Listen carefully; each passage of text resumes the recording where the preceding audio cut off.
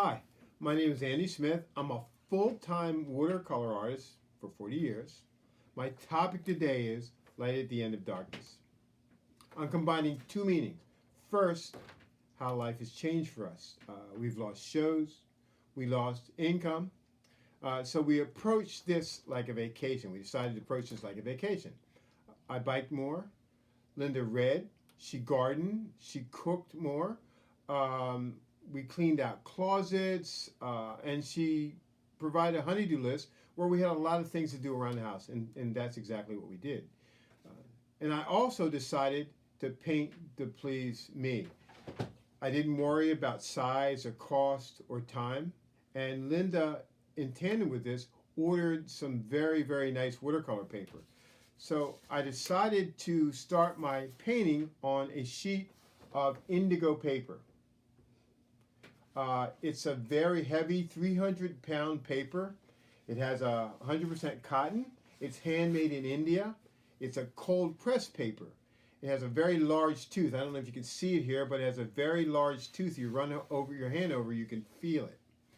I thought it would handle my large washes, so I dug out my big wash brushes. And boy, was I excited to be able to take water and just pour it on the page and get blends and things like that. The subject for my scene was from Maine. It was called Reflections on a Lake.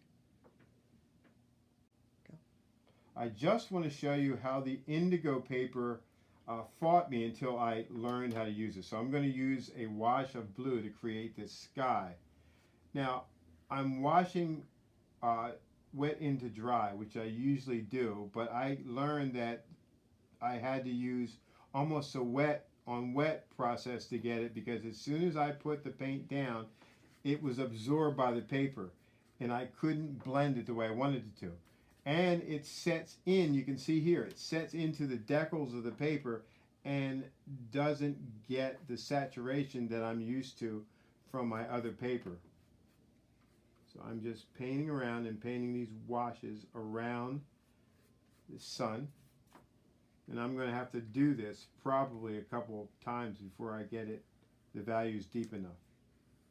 And I'm going using horizontal strokes just around. I'm painting around, not using Misket, but I'm painting around my sun here until it's nice and smooth, right to the horizon line. And then I'm taking a little bit of clean water and I'm going right at the horizon line and blurring it just a little bit so they don't leave a hard edge. But there is an edge there because this paper doesn't really allow you to do that. Okay.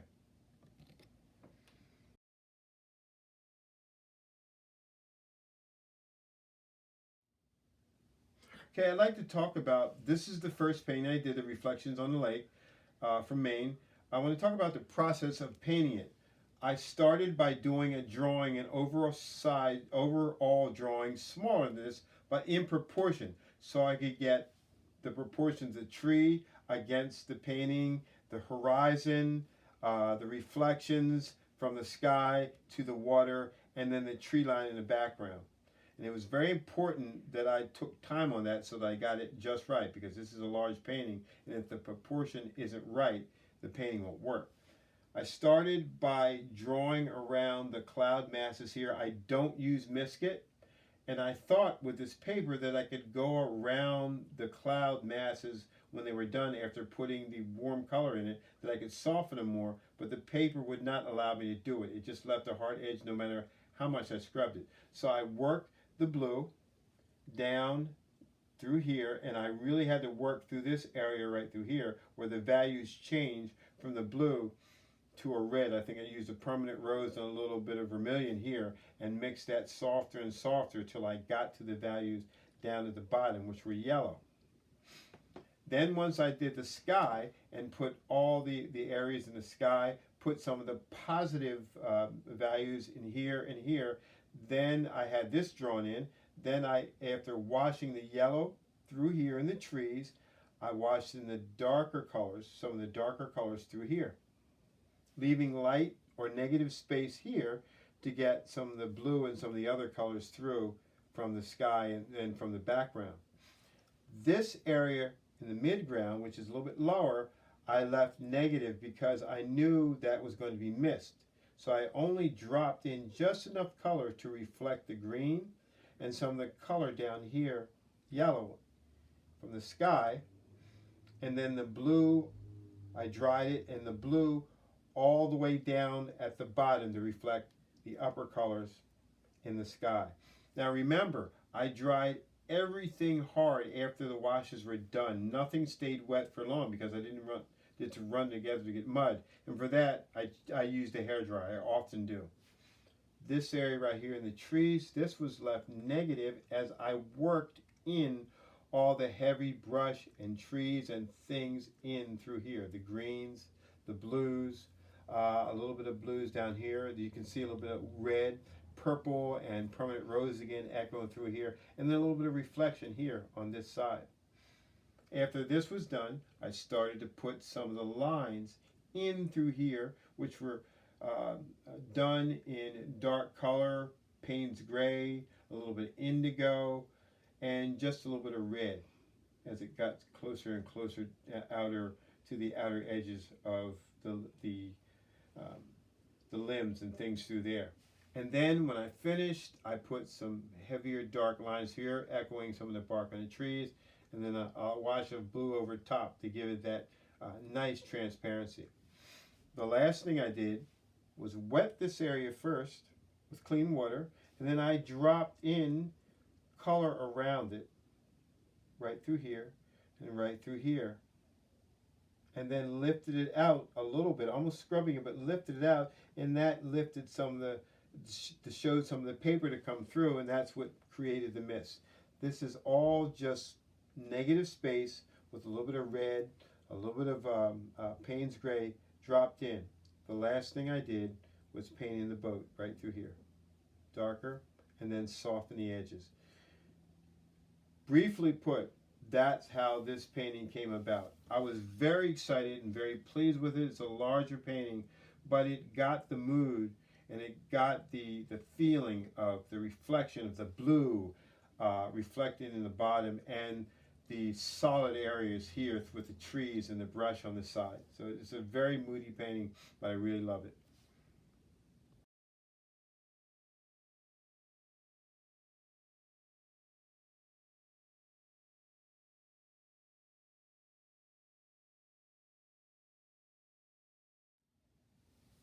Okay, while the last painting was a challenge with paper and of washes, this painting allowed me to focus on precision, on really hitting my marks, conveying an idea of what's really in the painting without using too much leadway. I had to draw it perfectly. You can see there's a lot of geometric shapes in it. There are a lot of areas in the painting that have to come through as what they are. So this is brocade. This was particularly tough through here. And here is some knotted brocade on the bottom. And this particular painting is from Winterthur. Here's this red, the same brocade on the side with a design in it that you can just see. And then the light coming through the window. So the drawing in this painting took quite a bit of time. I would say 4 or 5 hours to draw it. I really, where I didn't hit my marks, I erased, I went back through again. I don't grid, so I looked at it. I made sure the proportion was just right. And then once I had mapped out the drawing, then I had to map out where the reflections went through here and through here. You can see that. Some of them are tinged with other colors, say a yellow ochre, cadmium yellow through here, to give that feeling that you get when sunlight's beaming through a window. The brocade on the side was done, I love the process. It was, I put the darker areas in, the designs in first, dried them hard with a hair dryer. The same thing with the knotted brocade on the bottom. I took my time putting in the red and the blue, the Prussian blue through here, and just letting that, my brush, do the work, and watching it. As you can see, you can move in and out of these little convolutions and areas of work in the brocade all the way up through. Then after I did that, I looked at it to see where the light was coming. Well, there's a area of negative space right there, light here, and then there's a little bit of halftone light through here. So I washed in this red here, this deep red with a little burnt umber through here, over top of the designs, and then dried it, leaving this negative with the design through. And then I put a little bit of yellow over top, really mixed with a little bit of yellow ochre to get this. I did the same thing with all these warm spots here, right over top of the areas that I had drawn for my shadow areas. Once they were dried, then I took my color and went over top and put all the shadows in. You can see as some of the blue reflects, or almost purple reflects through here, but it changes when it hits the yellow and yellow ochre through here, which you wanted to do. The last thing I did was focus on the little chain that pulls the window up through here with a smaller brush, and also this area that's almost like that but not as light. Then I put all the halftones, bringing in all the other shadows through here and here, and then last but not least, put in the darker colors to give it depth, because this is a flat space and you want to give depth in the picture that makes you look like you can come in, but you can also leave through the window. So quickly and synopsizing is, this was a difficult painting, but when planned and painted out, it was very, very enjoyable to do.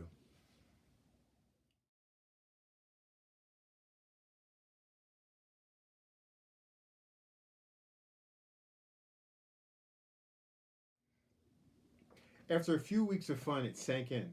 There's no income. We needed to refocus. We needed to make a choice not to get down and not to be hopeless. So we got more creative with my blog. We started showing how to hang my paintings, how to group them, and show people how to put them in places that they wouldn't normally put them. We ran some specials on prints and offered a few paintings free to the first person to claim it. And it kept clients watching our blog, and it kept us in their hearts. We started YouTube videos, which was fun because we hadn't done that before, so the learning curve was hard but really rewarding. We tried to think outside the box to keep clients interested. Linda kept saying, just paint, stay focused, eventually there will be a show. From an artistic point of view, it felt important to keep my routine, to not lose my gift and my techniques. Now, you can't really lose your gift, but you want to keep it sharp and refine it. And my techniques, it's just like anything else, whether you're a basketball player or a violinist, you want to stay sharp, you want to stay practiced. So I did that. I got several commissions. I painted holiday minis, and we continued to get outside for fresh air and for hikes and walks, and that helped keep us fresh and see new things. In January, I normally paint winter minis, but January and winter is gloomy for me. The days are short, so we changed to focus on birds, and I'll show you some of those. Here's one. This is a mockingbird I did, and this is a chickadee. Now, it's not like I haven't done wildlife before, but this made me refocus on it and refocus on something other than the cold weather and January. So if you're struggling to paint, have a talk with yourself. Tell yourself not to get down. And if you're desperate, give Linda a call. She will help you snap out of it, I guarantee. Refocus. Paint for a reason. I mean, don't just paint because you got a new watercolor set for Christmas or you're just goofing off. No, have a focus. A great one is to have all fresh work for a show, maybe the Lidditz Art Show, or decide to have a summer show in your own backyard.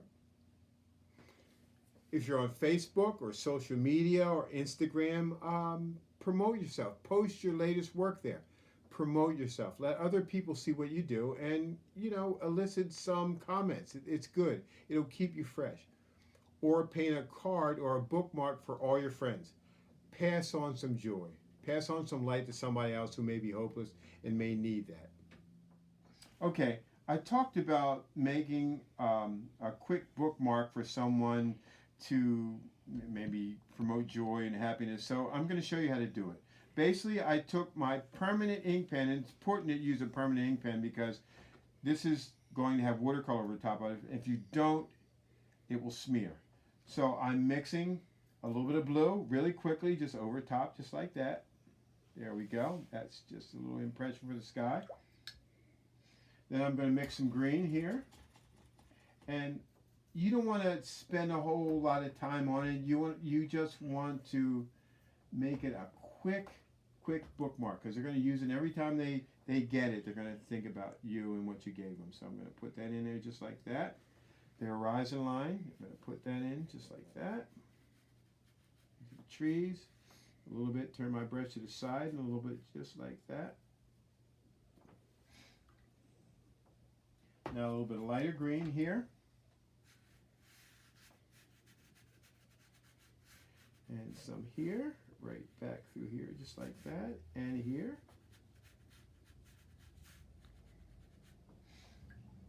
Now I'm going to mix a little bit of my brown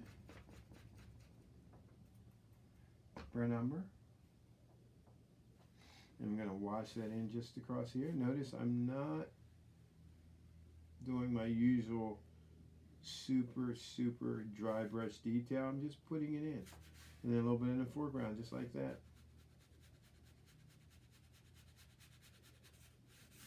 The last thing I'm going to do, there. And the last thing I'm going to do is put a little Payne's Gray here for an indicator for a road on the side. And voila. Just like that. Oh, that's color of the barn. Let's put the barn in. We'll use a little bit of red. Notice I didn't stop to dry it or anything. I just painted it. So a little bit of red in the barn, just like that. It's running a little bit, but that's okay. Normally this would drive me nuts, but it's not. It's a bookmark. And there you go.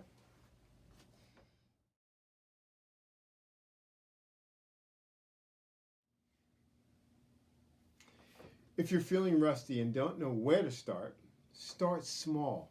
A miniature, a 4x6, something you can start and finish in a day to a week. A subject you are familiar with to get your confidence back and to refamiliarize yourself with old skills. Now my second focus in my topic is light. Those of you who've heard me say this, and I say it often, light is everything in a painting. A biking friend of mine, Ron, allowed me to use a really wonderful photo he took of the Pinetown Bridge.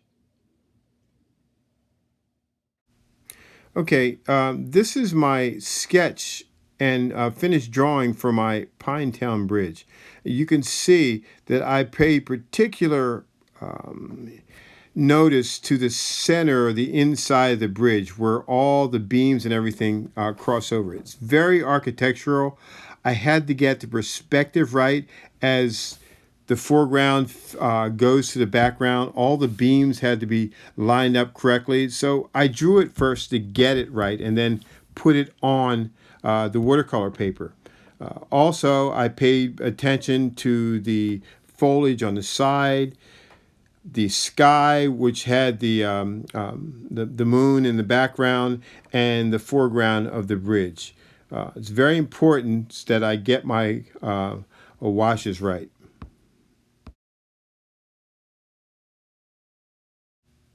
Next, I started thinking about what my first washes were going to be, and I wanted to make it solid because it was such a difficult painting and a composition. So I started with the red of the bridge, and I work the red into the foreground and into some of the sides and let that dry. The next was the yellow ochre I used inside the beams on the bridge to give it some perspective. I also had some left over, and I used some of that as underpainting for some of my foliage. Notice I didn't do anything yet with the sky, the moon, or anything that's going to give the emotional impact to the painting.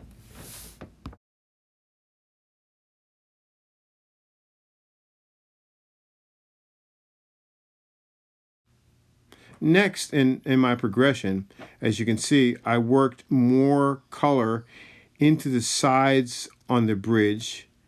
I also worked some of the beams and the forward beams a little bit darker with a little bit darker values. I also concentrated on the sky, starting on the side of the barn as you're looking at it to your right, and put Prussian blue with a little bit of permanent rose in and washed it across the barn, and then much lighter as I got around the moon. I wanted to keep that for later, for when I needed the negative space for the moon to glow. I also worked on the right side of the barn, the houses that are behind it and to its side.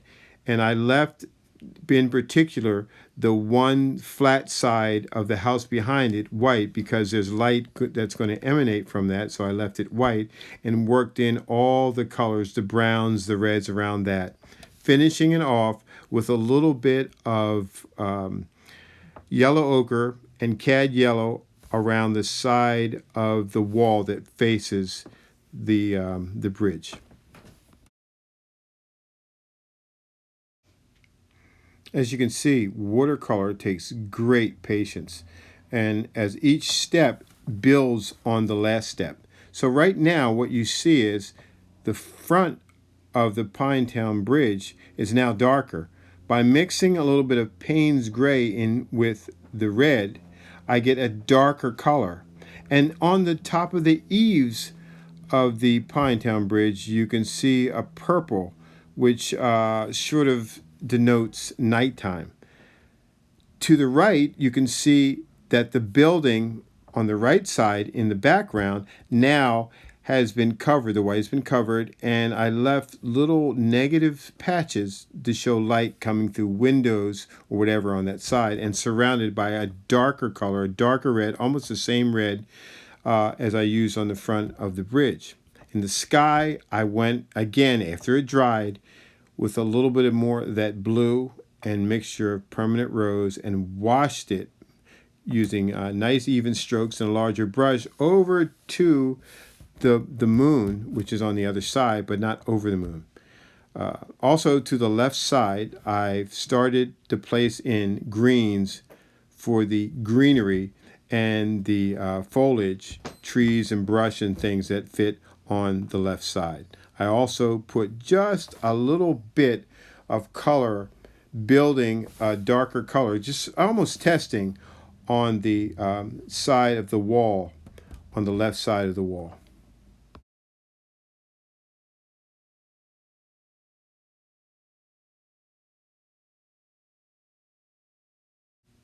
Okay, I'm re-intensifying the inside of the Pinetown Bridge. I'm playing carpenter basically.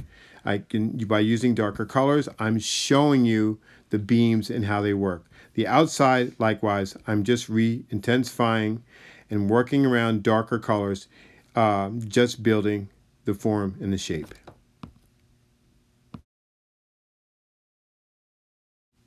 Okay, now we really start to get exciting. You can see that it looks appreciably different than the painting or the work before. I started by re-intensifying the sky on the outside. You can see that it's bluer to the right side, and it fades a little bit darker blue to the left side and goes around the moon, but the moon is still left a lot lighter. Underneath on that left side is the foliage, which I put more wash on, but you can see when you compare it to the wash on the right side, it's lighter. On the right side, I darken the elements, all the trees and the brush and everything else, and now the house on the right side is starting to glow with the indirect light that's shining on it. I then went inside.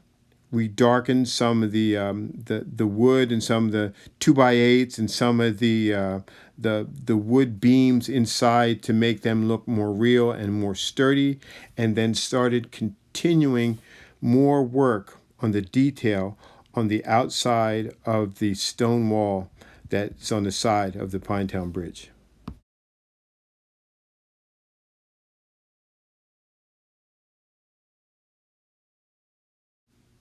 Wow, I love this part. Now we're working forward, and I'm working on the foreground. And you can see this is underpainting now. This is the warm color that goes around that light spot or that negative area in the front that reflects or picks up the glow coming outside of the bridge. And I really focused on that and put color and texture of cadmium red, cadmium yellow, and cad orange there, mixtures on both sides and around the negative spot. I also worked a little bit more color into the sky, getting it a little bit deeper and richer, and heightening the effect of the moon's glow on all the objects on the outside. Just a touch more on the left side with a little bit of a yellow ochre and a little bit of red there into the sideline, and then a little bit of reflected light into the wall on the side with a little bit of red and a little bit of orange.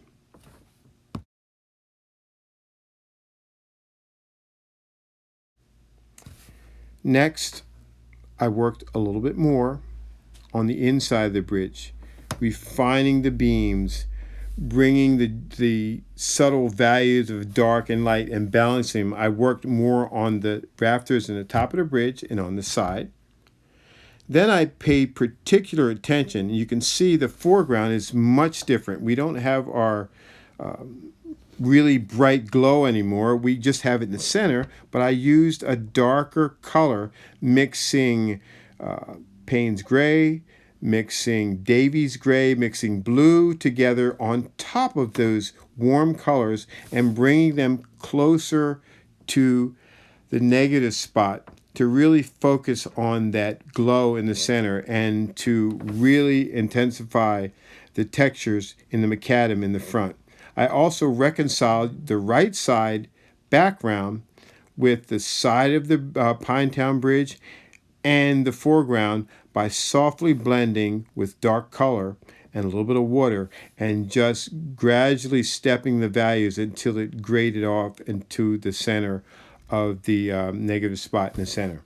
I also worked a little bit more in the sky, and I brought a little bit more blue. This might be the last wash of blue I went over, and you can see a little bit of a resonance of red coming through just to around the moon to make the moon really, really glow, and finish it off by adding just a little bit more of that light blue around the left side to give it a misty, hazy look.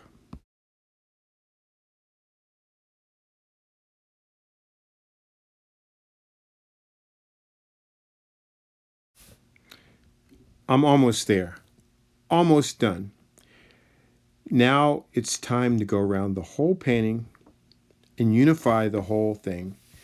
Get the feeling, the light that I want. I start inside by re-intensifying some of the red on the sides of the Pinetown Bridge, gradually fading it back as I go back into the bridge where more light is coming through. It's lighter. I put the slats or the lines to denote the boards in the bridge, larger in the front as perspective allows us, and then smaller in the back. I work around the top of the bridge and put a little bit of a touch of blue around to sort of fade that because it's not in light, it's in dark. I put darker color, a little bit more blue, a little bit more red mixture, a little bit more Payne's gray around the outside of the center of the bridge, making the light spot in the foreground smaller and smaller as it would normally be, and focusing the eye from the light spot there into the bridge. On the right side, I finish off the house in the background, putting more light or dark paint or washes around the openings in the windows and the light spots there, thus focusing your eye there. I put darker color into the trees to bring those out. I work up from the trees after that's dry and put a little bit more color into the sky, just pushing it the least little bit more to get that dramatic light that I want around the moon. The moon I leave alone, and I work in the color below it just so the haziness is just perfect. I take my tip of my brush, push in more of the tree limbs and the vines and things on the side so that looks real.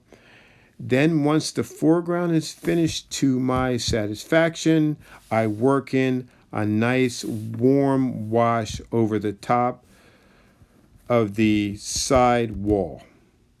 That creates a glow and a diagonal that brings you right back into the bridge. This is just about the last work I'll do until it's done.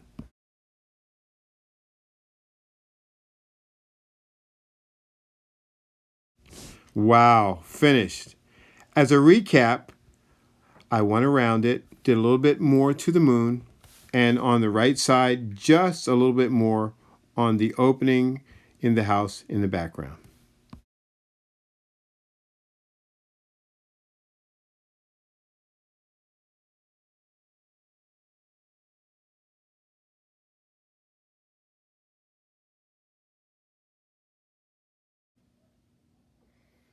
I hope this helped a little bit with any anxiety during this COVID season.